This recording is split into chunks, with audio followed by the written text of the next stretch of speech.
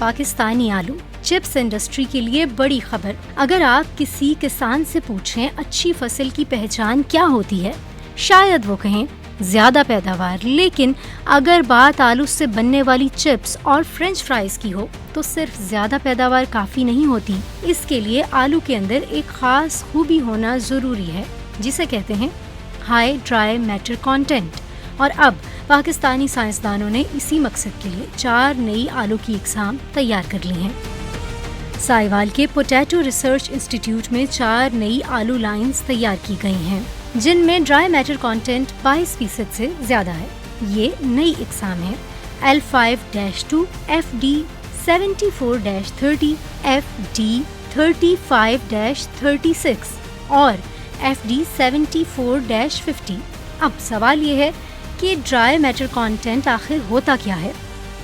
سادہ الفاظ میں آلو میں پانی جتنا کم اور ٹھوس مادہ جتنا زیادہ ہوگا اتنا ہی بہتر آلو چپس اور فرینچ فرائز بنانے کے لیے سمجھا جاتا ہے۔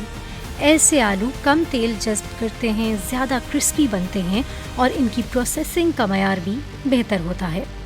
پاکستان میں زیادہ تر کاشتکار زیادہ پیداوار دینے والی ٹیبل آلو کی اقسام اگاتے رہے ہیں، لیکن ان اقسام میں ڈرائی میٹر نسبتاً کم ہونے کی وجہ سے یہ چپس اور فرینچ فرائز کی تیاری کے لیے موزوں نہیں ہوتی۔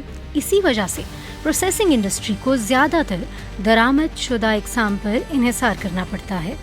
اس وقت زیادہ تر ڈچ اقسام جیسے لیڈی روزیٹا، ہرمیس، سانٹے اور ایسٹرسک چپس اور فرینچ فرائز کی تیاری کے لیے استعمال کی جا رہی ہیں، لیکن ان درآمدی اقسام کے مقابلے میں مقامی طور پر تیار کی گئی اقسام پاکستان کے موسمی حالات سے بہتر مطابقت رکھتی ہیں۔ یہ اقسام سردی، خشک سالی اور شدید گرمی جیسے حالات کا بہتر مقابلہ کرنے کی صلاحیت رکھتی ہیں۔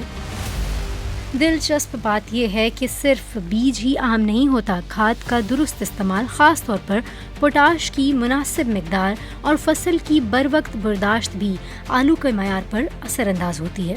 پاکستان ہر سال تقریباً 1 کروڑ ٹن آلو پیدا کرتا ہے اور دنیا کے بڑے آلو پیدا کرنے والے ممالک میں شامل ہے، لیکن اس کے باوجود پاکستان ابھی تک چپس اور فرینچ فرائز کی عالمی منڈی سے پورا فائدہ نہیں اٹھا سکا۔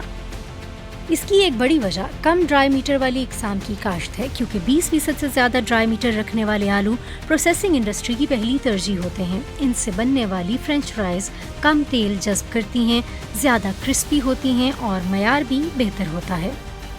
ماہرین کے مطابق اگر پاکستان زیادہ مقدار میں ایسی مقامی اقسام تیار کرنے میں کامیاب ہو جاتا ہے تو اس کے کئی فائدے ہوں گے۔